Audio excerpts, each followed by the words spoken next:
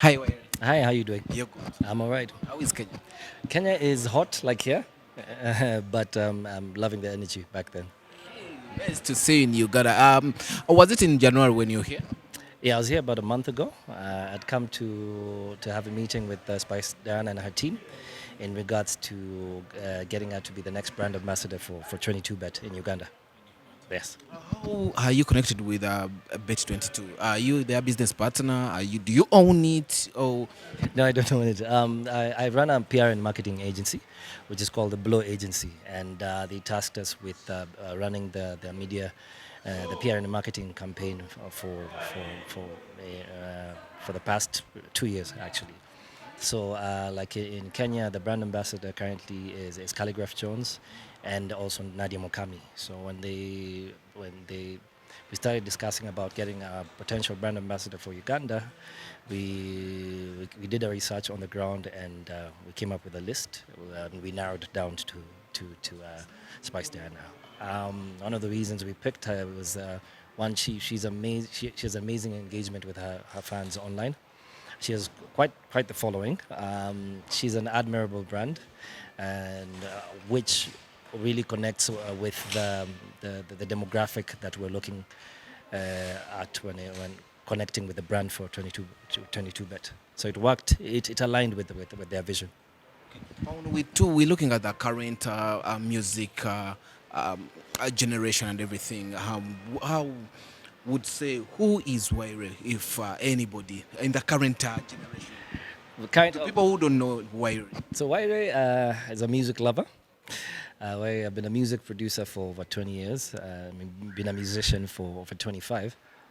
Um, I most recently joined the the tech world, and I built a music tech platform called the Blow Africa, blowafrica.com, and it helps artists to be able to monetize their content much easier than regular platforms out there.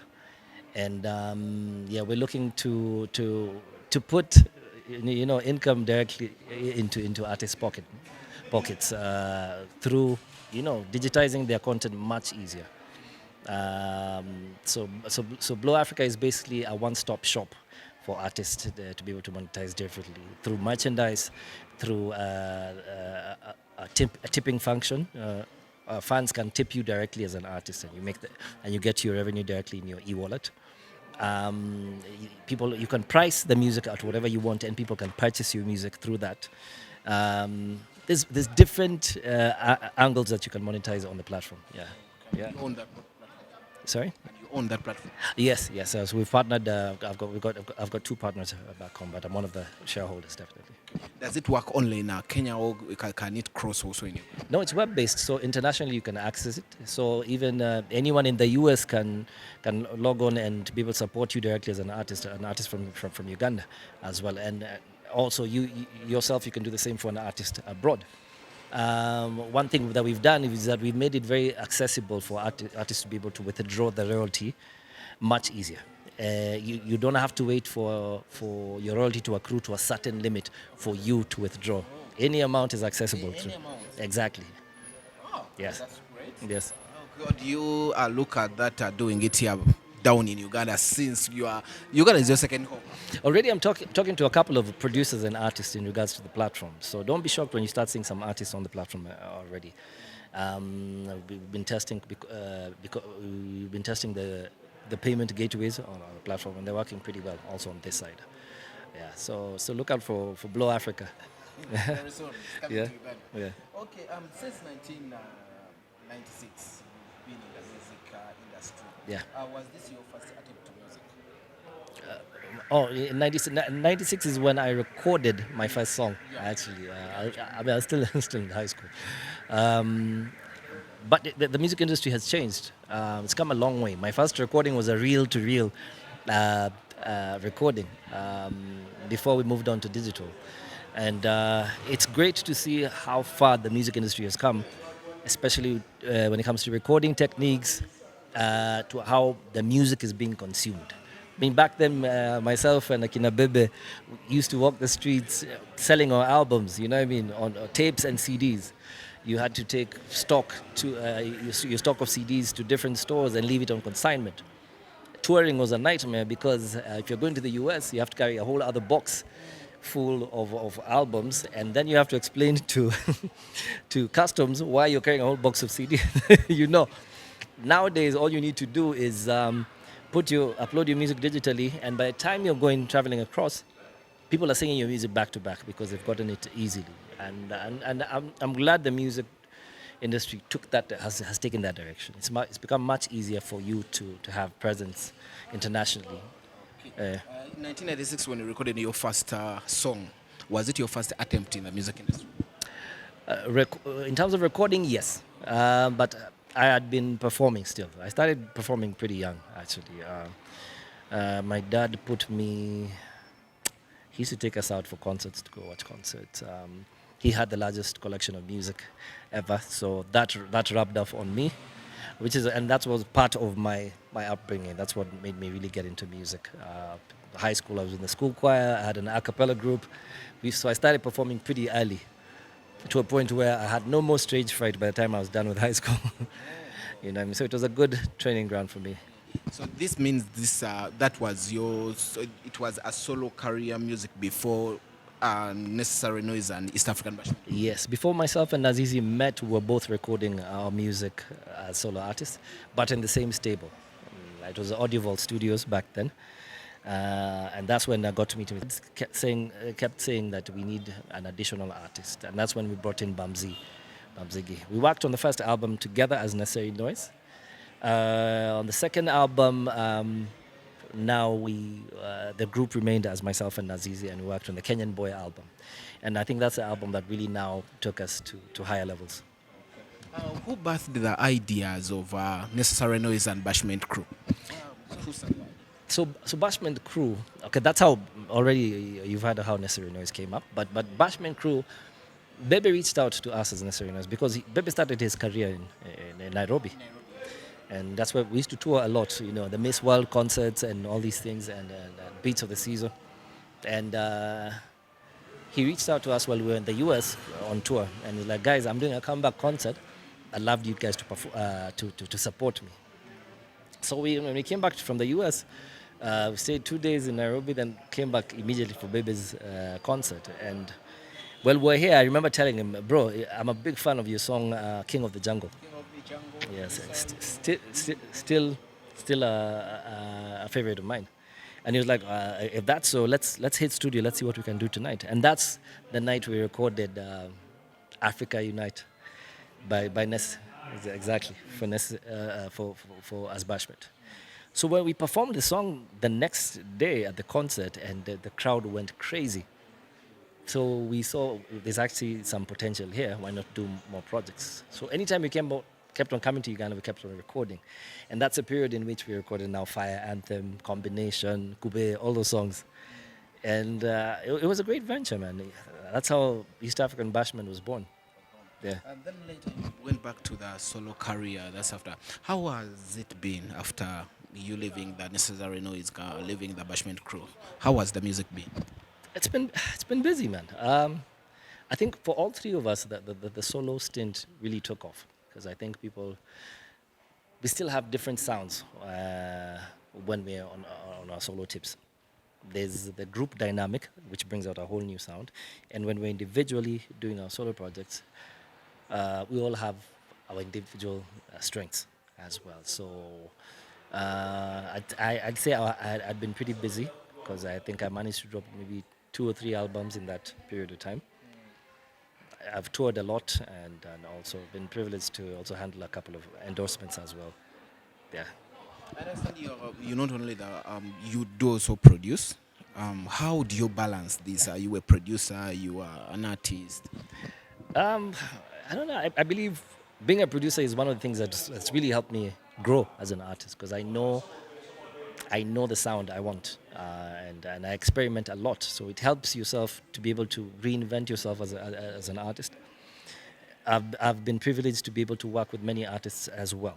You know what I mean? Bring up a lot of upcoming artists, and also I've worked with established artists in terms of production.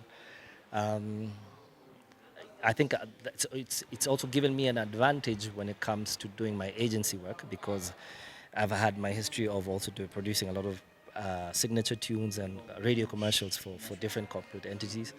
So now that I'm actually running my own agency, it made sense because of my experience. With that experience where you are a producer, you are an artist, and you are now a businessman doing a variety of businesses, Yeah. running up and down with all that, how do you handle? How do you manage? Man, Managing bro, if artists, producing. bro, if you have the passion for something, you'll do it. You know what I mean? It's just about time management. You know what I mean? If it's one thing I've managed to do since I was young is plan my time well, and I think that's helped me. So when it comes to now handling the platform side of things, in fact, the next half an hour I have a meeting. I have to dash for a virtual meeting upstairs. Um, Handling agency work. After that, on the weekend, you're doing your shows and tours. I love doing it as long as you plan your time well, and then you also need the right team. Huh? Because if you don't have the right team, trust me, you will not pull it off. You'll burn out. You know what I mean? So we give thanks for the opportunities, man. You always visit Uganda for various reasons. And why? Why Uganda always? Because it's like Uganda is your second home. Uganda is definitely my second home. I think it's one of the first markets that really welcomed us in terms of our art. The reception of our music here was amazing, man. I always felt when I'm performing here, I felt like I'm performing back home. So I think that gave Uganda an edge for me. When I perform here, I feel like I'm performing back home, and I mean, people are singing the music back to back. The airplay was there, so I think that's why we had a very warm welcome here, and I will always be appreciative of that. Yeah. We had a show, was it last year when you came here, performed, was it a East African Meat Carnival? Yes, I came here with Joakali as well. Yeah. With the performance and everything that was done, and I thought you guys had to perform with a Bebe call, but something happened with the reception you got at that time. No, the reception was amazing, definitely warm. I think the theme was it was like a Kenyan night. So that hence why they invited myself and Joakali. But some of the main highlights of that show was when I performed the fire anthem. You know what I mean? We're still very in touch with Bebe Cool. We're going to try and see if we can link up with him before I leave as well, and see how we can keep the fire burning, man. You know. You guys still remember the East African Bashment crew more, and when every time those songs are played anywhere, you see their arms up. Do we see the East African Bashment crew connect again, or for one time performance or a song? Yeah, it has been a challenge linking up. We keep in touch. But due to people's commitments, it's either Bebe is on tour or I'm on tour or Naz. Naz has also been busy with radio because she's a radio host as well. She was a radio host with Standard Media for Vibes Radio. So linking up to actually do the recording had been a challenge. But you know, we never rule it out. We'll see. If the time allows, we're definitely going to do a comeback project because we've been talking about it. Okay, your remarks from music to marriage. You know, these things always disturb you stars. When we talk of marriage and whatever, very few go stable in marriages. Now, your remarks are from music to marriage. Well, still happily married all these years, over 15 years. I think for me, being a family man has it's grounded me. The music industry is madness. It's not easy. There's a lot of pressures that come with it, you know, and challenges. You know, you trying to maintain relevance in the music industry. Like, you know, I'm handling all these jobs you're saying. I think family life is the one thing that keeps you sane. Reminds you that you're human as well, and it keeps you grounded. You know what I mean? So I give thanks to it. I have no regrets at all. Yeah. With the love issues, do you still remember your first relationship ever? And what do you remember about? No, I don't remember because I'm very happy right now. Moving on swiftly. Thank you. You remember it's regarding to the music industry of Uganda, the way you see it, because I know you follow. Yes. I'm loving. I'm loving the new crop of artists, and I'm glad to see that they've brought a fresh sound to the industry. But I'm also loving how the old guards are still holding it down. I mean, I think Bebe dropped a single about 2, 3 weeks ago, an amazing video.